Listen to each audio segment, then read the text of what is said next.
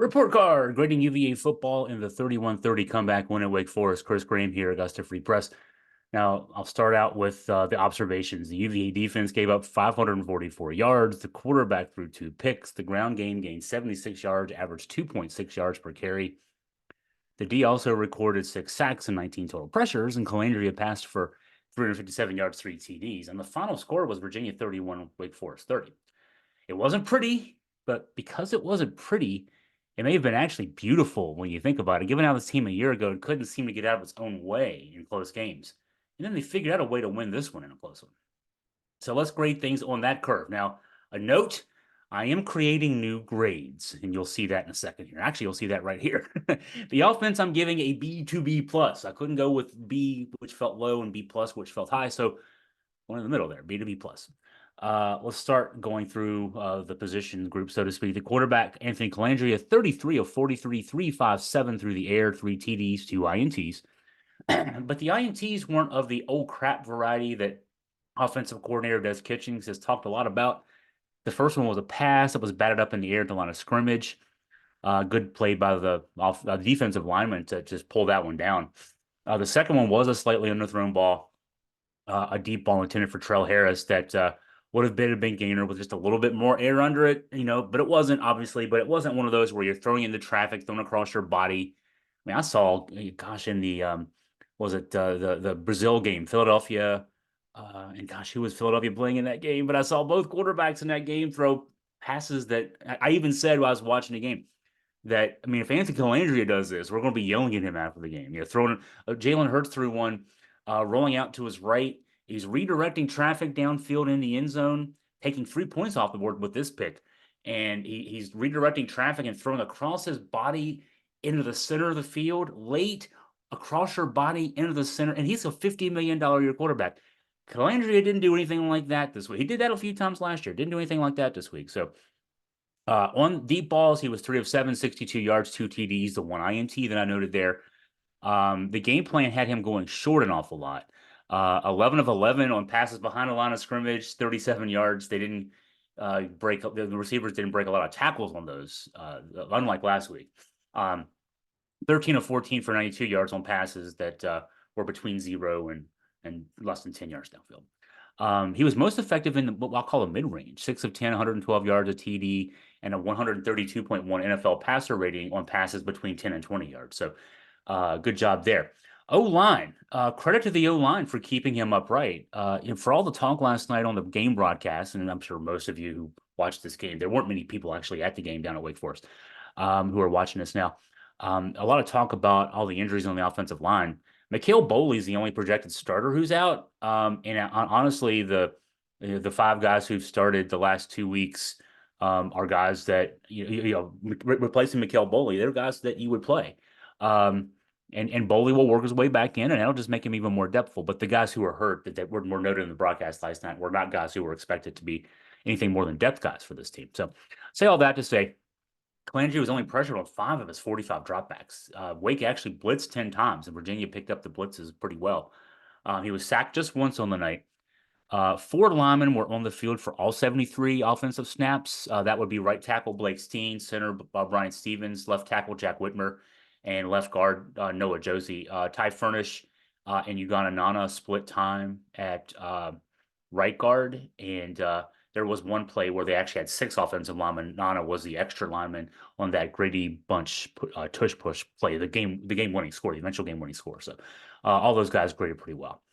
Wideouts and tight ends. I've been writing for weeks about how Malachi Fields is the key to the passing game, and he was that again last night. Fields had 11 catches on 13 targets for 148 yards. And, as I've explained, I mean, what he does he plays it wide out. He's on the end.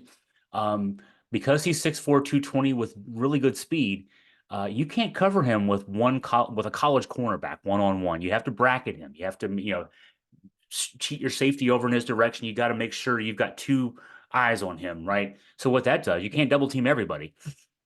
Makes things more open for guys like Trell Harris, 7 catches, 11 targets, 91 yards, a TD. One notable drop, he dropped an absolute beautiful pass, second possession in the first quarter, would have been a 55-yard touchdown pass, just plain dropped it. But he came back. He rallied. He made a couple of really tough catches too. Did Harris, and he had a TD. In fact, that TD in the fourth quarter is the one that made it a one-score game. So big night for Harris there. And tight end Tyler Neville was a revelation last night. 4 catches on 4 targets, 2 TDs, operating in that space in the middle. When you got a guy like Fields demanding double teams on the end, and you got to pay more attention to Trell Harris with 7 catches. Again, you can't double team everybody, and Neville working the inside pretty well. Uh, One disappointment continues to be Notre Dame transfer Chris Tyree. He did have 4 catches on 4 targets. They were all at the line of scrimmage. He gained 11 yards on those catches. He's the guy that was brought in to try to replace the production of Malik Washington, who had 110 catches last year, working out of the slot. Tyree was in the slot on 34 snaps last night, and he's still not catching on to the offense quite yet. On the ground, 78 sack adjusted rushing yards, 2.8 yards per carry. But I'm looking at this as the game plan and the play calling, not so much the run game itself.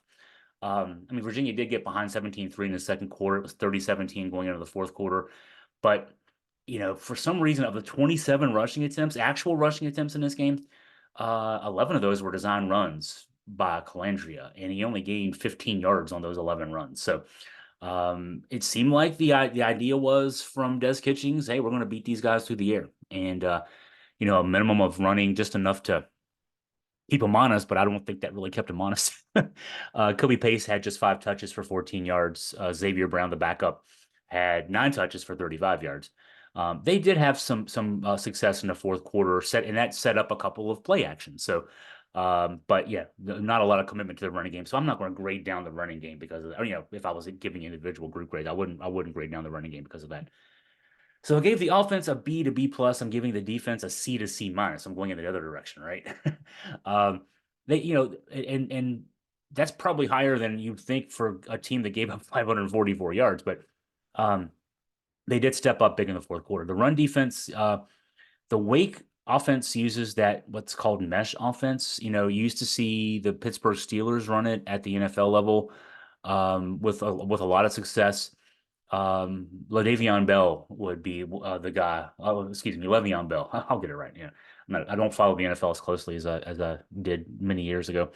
But that the play basically where the running back almost is running in place to let the play develop ahead of him, and then the quarterback sticks the ball in his belly and then either hands off or the quarterback can keep and do something with it on the ground or roll out or just pull it out and do an RPO.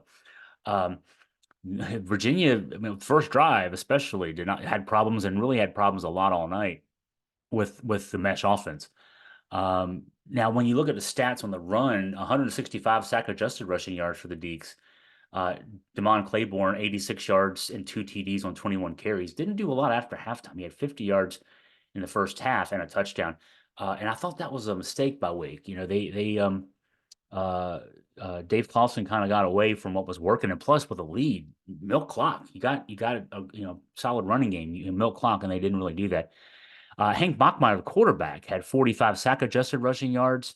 Officially, they were all on scrambles. When I looked at the Pro Football Focus numbers, all of his 45 yards on 6 runs were on scrambles. But from my eyes, when you are run an RPO mesh offense, all runs look like scrambles. I don't know. I don't know whether they were designed or not, but they didn't feel like scrambles either. So, looking at the UVA defense, the leaders in run play tackling were Michael Diata, 4 run play tackles. Jonas Sanker also 4 run play tackles, and linebacker Trey McDonald also 4 run play tackles. So, and those guys. So you had a lineman, a safety, and a linebacker, contributing big time there in the run defense. That's pretty good. Pass defense, I mentioned the 6 sacks, 19 total QB pressures. The defense had 11 total sacks last year in 12 games. It was 6 in one game. That's saying something against that hard to read offense as well. I think that was pretty impressive, and really a couple of key ones down the stretch. Coverage unit didn't do so much. UVA did not record a single pass breakup. Wake receivers gained 157 yards after the catch, so that's not good. The 2 guys who I'll mention in the pass rush game, Chico Bennett had 2 sacks. He had 2 other pressures. And then in pass coverage, Malcolm Green, he only had 1 target against him, but he was on the field for 25 pass coverage snaps and actually forced a fumble in the latter stages of the game that took the ball away from Wake in plus territory inside the 30-yard line. So big game for Malcolm Green there. Um, Special teams, final group I'll grade here. I'll give them a solid B plus, if a B plus can be, or excuse me, B minus. Correct myself. A solid B minus, if a B minus can be solid. I'm grading down because of the punt block. Probably would have gone maybe B to B plus here, that medium grade there. But the punt block at the end of the first half. Now, it did not lead to points because it was so late in the first half. It could have. It's the third punt block in a season in 2 games. You should go a whole season without having a punt blocked, and this is still a problem for Virginia.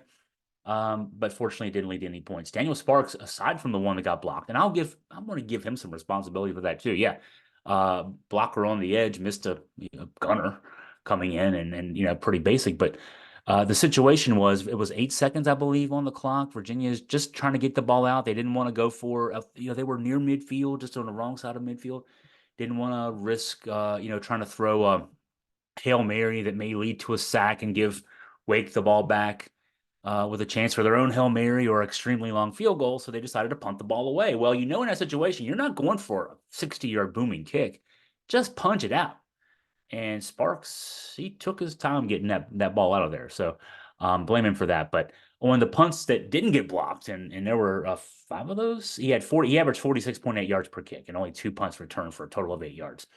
And then he was also the kickoff specialist again. He averaged 71.4 yards per kick on his 6 kickoffs, had just 1 return. Starting average field position was 21.4, so great job there.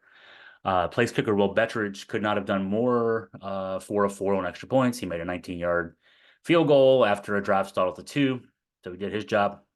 And Chris Tyree, who didn't do much in the passing game, he did have 2 kick returns for 52 yards, 1 punt return for 11 yards. Give him some credit there. So that's the grades for the game, and a 31-30 win. Yeah, not high grades. I mean, not low grades, but what did I give the offense? B to B plus, the defense a C to C minus, and then the special teams a solid B minus. This was a game that, in the end, you win the game because of grit. And I don't know how you grade grit. It was 17-3 in the middle of the second quarter. It was 30-17 starting the fourth quarter. Wake with the ball.